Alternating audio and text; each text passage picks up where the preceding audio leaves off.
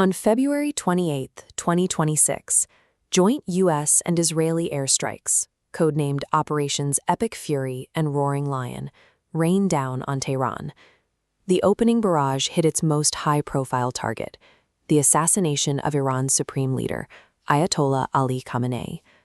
Why did the U.S. and Israel launch an all-out war when an internationally brokered nuclear peace deal was reportedly only hours away from being signed? The invasion of Tehran represented the final, calculated domino in a strategic dismantling 8 months in the making. To understand the invasion, we have to rewind exactly 8 months to June 13, 2025. That was the day the decades-long covert shadow war between Israel and Iran officially spilled into direct military conflict. This satellite image shows the Iranian nuclear facilities targeted during that conflict. Israel and the U.S. launched coordinated operations to systematically cripple this nuclear infrastructure, killing 9 prominent nuclear scientists in the process. Iran retaliated with Operation True Promise 3. They launched ballistic missiles deep into Israeli territory, proving they had both the willingness and the capability to strike back. By the time a ceasefire was achieved on June 24, Iran's primary external deterrent, its proxy network of Hamas and Hezbollah, stood severely battered and degraded. The 12-day war left the Iranian regime's external defenses exposed, providing the strategic opening required for the campaign that followed. In late 2025, the U.S. recognized an opening to target Iran's internal fragility rather than launching further airstrikes. The U.S. Treasury engineered a deliberate dollar shortage within the country. The financial pressure was so immense that it culminated in the collapse of one of Iran's largest banks in December 2025. This image shows Iranian rial banknotes.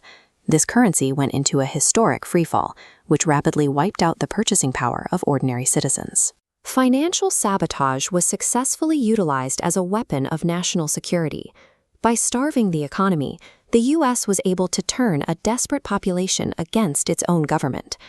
On December 28, 2025, furious bazaar merchants in Tehran sparked an uprising that rapidly spread to over 200 cities nationwide. The protests quickly evolved from economic grievances into ideological demands for total regime change.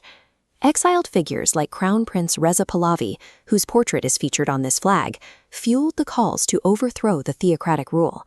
The Iranian government responded with desperation.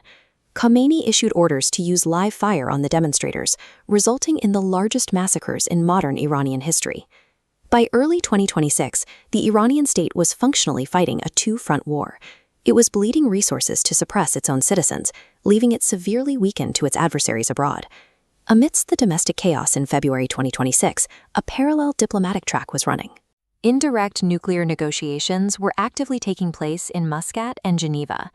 On February 27th, Oman's chief mediator, Saeed Badr al-Busaydi, made a last-ditch dash to Washington, D.C., to deliver a major breakthrough to U.S. officials.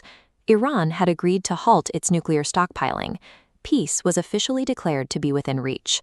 Peace was offered on the nuclear front, but the U.S. and Israel had already recognized that a simple freeze was no longer enough for their strategic goals. With Iran's proxies destroyed, its allies fallen, and its cities in open revolt, leadership in Washington and Jerusalem saw that the opportunity for total regime change had finally arrived. On February 28, 2026, the airstrikes were launched. They killed Khamenei and officially sparked the 2026 Iran war. Iran's immediate retaliation was the complete blockade of the Strait of Hormuz, shown here, a maritime choke point responsible for 20% of globally traded oil. Choking off that supply sent crude prices surging past $126 a barrel, creating the largest energy disruption since the 1970s. The 2026 Iran war stands as a deliberate strike, timed to trigger regime change at the precise moment of Iran's maximum internal and external vulnerability.